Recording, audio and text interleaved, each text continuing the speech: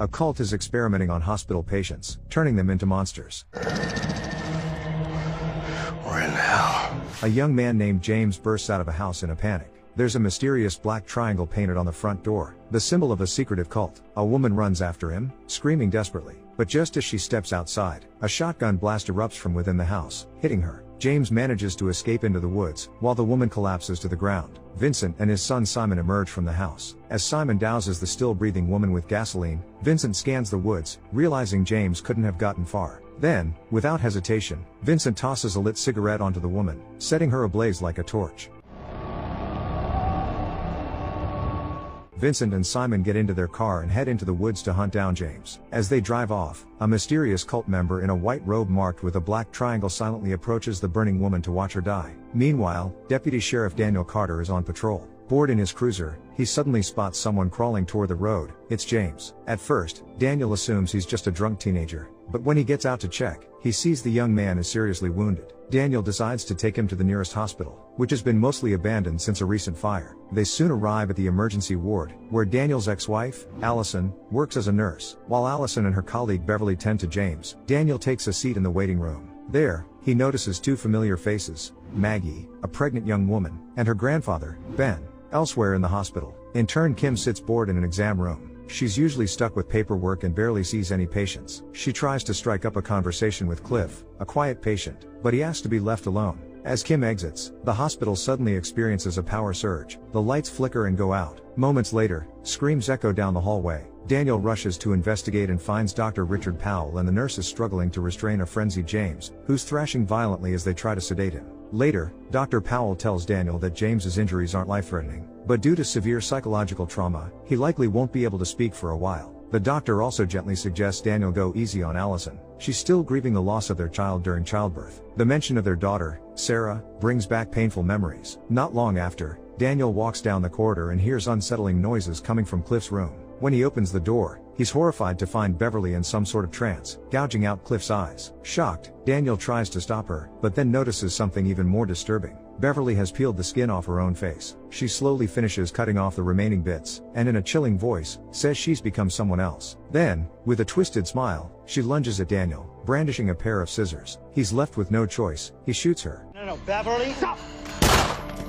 Allison, Kim, and Dr. Powell come running when they hear the gunshot. As they try to make sense of what just happened, Daniel rushes into the restroom. He starts vomiting and then collapses. While unconscious, the officer has a strange vision, a bleak, desolate wasteland. Powell and Allison eventually manage to wake him. Still disoriented, Daniel tries to tell the others what happened, but the doctors assure him that the state police are already on their way to take James into custody. In the hallway, Daniel runs into Officer Mitchell and tells him what happened to Cliff and Beverly. Mitchell informs him that someone at a nearby house went on a rampage, starting a fire and killing people. He suspects James, who has been arrested multiple times for drug use. Mitchell also believes James may have given something to Beverly that made her lose her mind. Allison tries to object, pointing out that James was barely conscious, but Mitchell insists he'll get to the bottom of it. He takes Daniel's gun and says he's going to do a head count of everyone still in the hospital. Daniel wants to report the incident to his department dispatcher but finds that the hospital phone is dead. He heads outside to his patrol car to try the radio, but all he gets is static. Suddenly, a robed cult member appears right in front of the car. Daniel steps out and approaches the figure, but at that moment, all the lights in the area go out. The cultist lunges at him with a knife, stabbing him in the chest. Daniel manages to fight the attacker off and get back on his feet, but then he sees more cultists emerging from the darkness. Panicked, Daniel runs back into the hospital, where the others rush to help him. He loses consciousness again,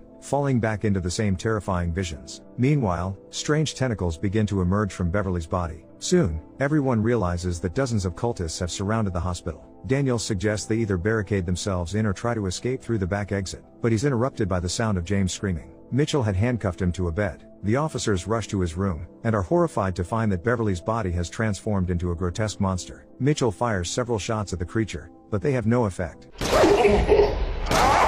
After freeing James, they rush into the hallway and lock the monster inside the room. Daniel grabs a fire axe and tells everyone they need to get out of the hospital. Now, Allison reminds him about the cultists outside, but Daniel insists that's not the worst thing they could be facing. Just as the officers prepare to make a run for the patrol car, Vincent and Simon suddenly burst into the hospital, armed. The moment James sees his pursuers, he grabs the pregnant Maggie and takes her hostage. While the father and son hold everyone at gunpoint, Dr. Powell tries to calm James and talk him into releasing Maggie, but without warning, James slashes Powell's throat with a scalpel. Fortunately, Ben manages to hit James over the head and free his granddaughter, but the stress causes Maggie to go into labor. At the same time, the monster breaks out of the room and grabs Mitchell, dragging him away. The creature pierces him with its tentacles, but Vincent and Simon quickly intervene, unloading bullets into the monster and finishing it off with an axe. Worried that Mitchell might turn into one of the creatures, Vincent decapitates him. Then he and Simon rejoin the others and head straight for James. Daniel demands to know who they are and urges everyone to stop fighting and focus on getting out. But Vincent knocks him down with a single punch and declares that no one is leaving the hospital. It's clear he doesn't trust strangers. His son was injured in the past, and as a result, can't speak. Daniel tries to convince Vincent that he and Allison can be trusted.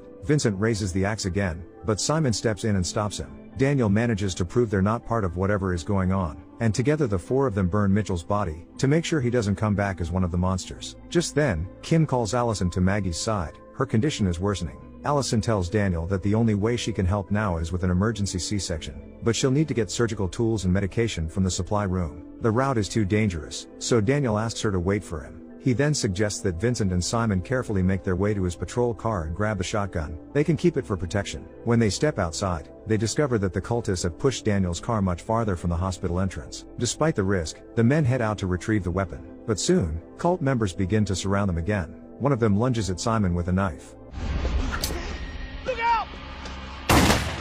Daniel immediately fires the shotgun at the attacker, and the men manage to make it back inside the hospital safely. Meanwhile, Maggie continues to suffer unbearable pain, so Allison decides to head to the supply room without waiting for Daniel. While she's gathering the necessary tools for the operation, the resurrected Powell suddenly appears behind her and attacks. Daniel realizes Allison didn't wait for him and, together with Vincent, heads out to find her in the supply room. On the way, Vincent reveals that the cultist killed his wife and youngest child, and he barely managed to save Simon. When they arrive, they notice that the body covered by a sheet, Powell's body, is missing. Inside the supply room, they find an abandoned bag on the floor. Suddenly, a phone rings from Powell's office, even though the hospital's communication system was dead earlier. Daniel sees the caller ID, it's coming from the morgue, and hesitantly answers. On the other end, it's Powell's voice. He says he knows about Daniel's strange visions, hints that he's the cult leader, and assures Daniel that in time, he'll understand everything. At that moment, Vincent finds photos and books linking Powell to the cult. Powell admits that Allison's miscarriage wasn't an accident, that he was trying to bring his daughter Sarah back to life. Daniel hands Ben a weapon and gives Kim the radio, promising to bring Allison back as soon as he can.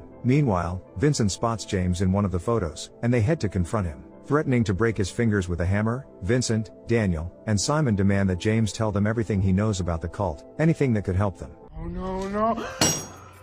James insists he doesn't know anything. He says he just went out to the farm to meet a girl who promised to get him some illegal drugs. It turns out Powell really was giving them some strange powder and hosting orgies, calling the house a church. On top of that, the cultists in white robes were performing human sacrifices there. Daniel can't believe Powell was involved in something like that. After all, his father had known the doctor for years. The group decides to head down to the morgue with James to get to the bottom of it. James begs them not to go, but no one listens. They follow the dark, burned-out hallways as Kim explains how to find the basement and the morgue. But where the entrance should be, they find a new corridor, and then another staircase leading down even further. Knowing they could be walking into a trap, the men still decide to go down another level. There, they find a ritual chamber. Vincent says they saw similar rooms filled with mutilated bodies at the farmhouse. Soon, the four come across a door marked with a black triangle. Mysterious visions flash before Daniel's eyes again, and they all cautiously peek inside. Meanwhile, Allison wakes up on the operating table, shaken that Powell somehow survived. The doctor peels the skin off his face and explains that after Sarah's death, he started searching for a way to bring her back. His many experiments failed, and some of the test subjects turned into monsters, still alive down in the basement. Those creatures caused the fire that destroyed most of the hospital. They wanted to leave this world, but Powell wouldn't let them. Powell also believes that people can be reborn as something else after death, and says that today he'll finally bring his daughter back to life. Allison begs him not to do it,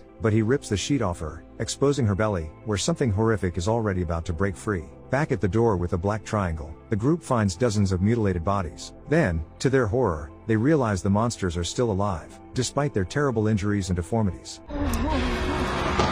The monsters silently surround the men. Simon tries to fight back, but one of the creatures manages to kill James. Vincent starts suffering from hallucinations and, as if in a trance, follows the ghosts of his late wife and child. Upstairs, Maggie begins to give birth, but Kim can't bring herself to perform the C-section alone. Ben tries to convince Kim, but suddenly Maggie jumps up and slashes his throat. She declares she's happy to carry Powell's child, and then the hospital lights go out again. Maggie joins two cultists who have already infiltrated the hospital. Kim grabs an axe and her radio, trying to escape, but the cult members block her way. She is forced to hide in a storage room. Meanwhile, Simon follows his father deeper into the hallucinations. The basement seems like their home, until Vincent lashes out at Simon, accusing him of failing to save their family. Struggling free, Simon fires a flare, injuring his father. Vincent finally snaps out of it and realizes there was no home here at all. Daniel continues exploring the dungeon-like corridors, sinking deeper into his own visions. He finds Allison, but it looks to him like she's pregnant with their child. Suddenly, Powell's voice calls out, snapping Daniel back to reality,